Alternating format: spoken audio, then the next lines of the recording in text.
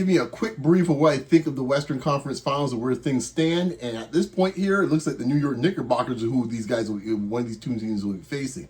We get into it next on Beyond the Locker Room.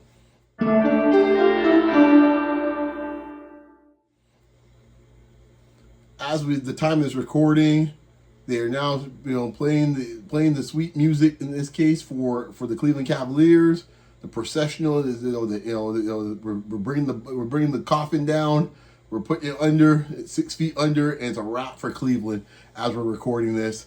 Arguably, probably the most, I think, I would say is the least competitive Eastern Conference Finals I think I've seen in decades. In decades, like it was like literally. I said it at the time when I did my last recording about this series, and that's about the most time I wanted to spend on it. Well, after that blowing of 22 points with 8 minutes left to go in the fourth quarter of Game 1, it was a wrap. Because I didn't expect much from Cleveland, and they proved me to be right, because Cleveland's going to Cleveland. So I'll leave it there. The New York Knicks are going to be in the finals, and the question is, who will they face? So here's a quick thought I said before. I'm doing a quick little subject, because things tend to change. We are at least going 6 games now after the Game 4 win by the Spurs. And at this point, it's become quite apparent in the series. 2 things are very true in this series after 4 games. One is, if Victor Wembanyama, depending on how he plays, will determine who wins the series, wins the game, and potentially the series. If he plays up to his full potential, there's no answer from the OKC side. And that is shown in Game 1 and Game 4. When he's played okay games, then OKC can do what they got to do. The second part, which has always been an OKC flaw throughout this whole run, they've never been a great half-court offense. They thrive on the turnovers. They feed off of them. And if you turn over the ball, they will feed and feast like no other team I've seen in modern history, modern NBA history. And if you look at the turnovers are, they got away with in Game 1. Castle was a disaster on the turnovers, 11 turnovers in that game. They didn't get away with it in Game 2, and even in Game 3, they had 15 turnovers at that point, but the turnovers are coming down, and I think they had about maybe 10 or 11, maybe 12 at most, but most of those, they might have a couple late in garbage time. But with Fox coming back in Game 3, I think you're going to see these turnovers continue to be manageable around 10, 11 turnovers. If they hang around that territory, San Antonio, they will win this series, because right now it's been proven when they play 5-on-5, there's no broken possessions, there's no fast break opportunities. It's very difficult, it seems like, for OKC to score, especially if Victor's going to play 35 plus minutes in this series. SGA's doing his part. I think he's picked his spots to attack where he had to. I think he's done a good job there. But if you notice, I don't think he's getting to the line as frequently. He's not having these big 12, 13 times the line type of games in this series. Once again, as I said at the beginning of this series, the guards, those physical guards of San Antonio, they're going to make life a living you-know-what for SGA, and then Victor roaming the paint. And until they have someone that could actually tell Victor, you got to get out the paint and then be a threat, it's going to be very difficult for SGA to get to the line. This is the recipe that they used throughout the regular season against OKC. The question is, can OKC, J-Dub getting him back will help, because he's a guy that can attack the hoop as well. He's at the physicality, the challenge at least Wemby a few times, and obviously the 22-point per game score. It's nice to have that in your bag, and I think that will help their half-court offense to have another guy could create their own shot. However, when it's all said and done, do they have enough weapons on the perimeter to keep San Antonio honest? So, as you noticed, and I mentioned earlier too, I didn't think this was a good series for Lou Dort, and Lou Dort's been sitting getting a lot of pine beside Dagno, and I think that's going to continue unless Lou Dort's able to hit jump shots. And quite honestly, even if he hits them, I think they treat him the same way they treat Caruso, which is, we'll live with that.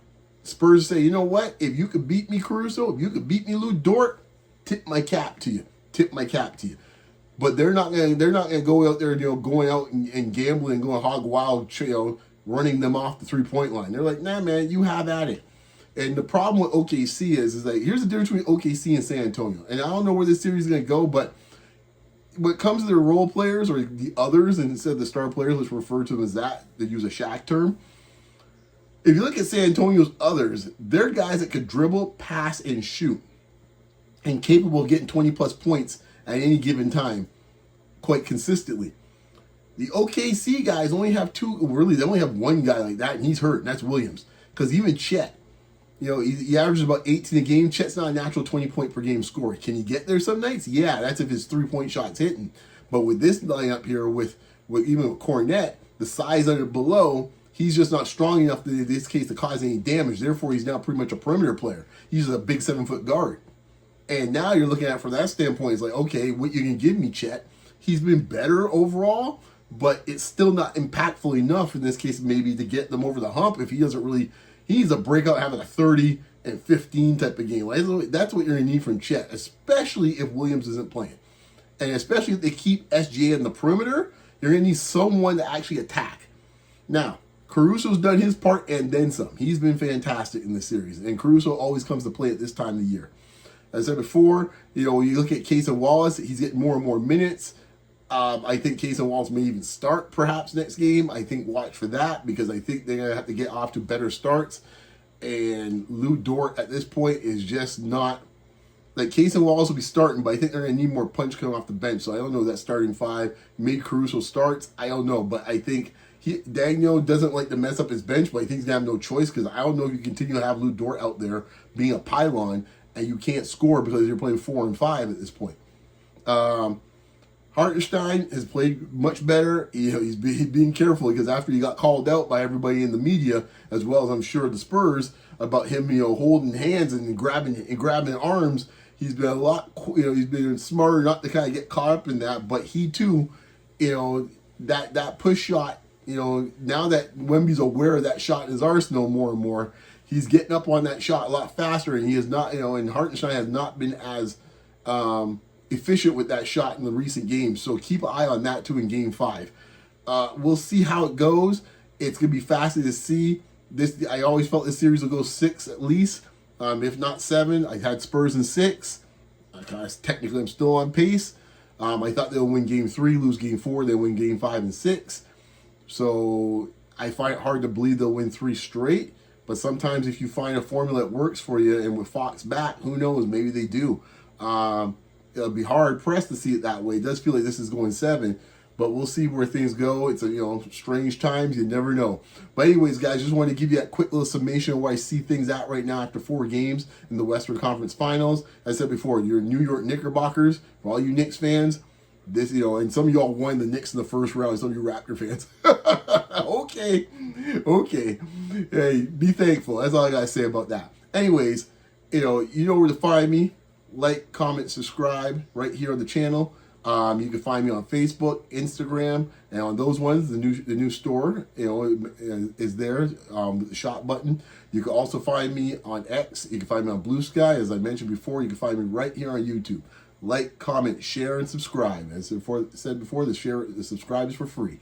Anyways, thanks, guys. Be safe out there. Keep it locked. We'll talk next time. Peace.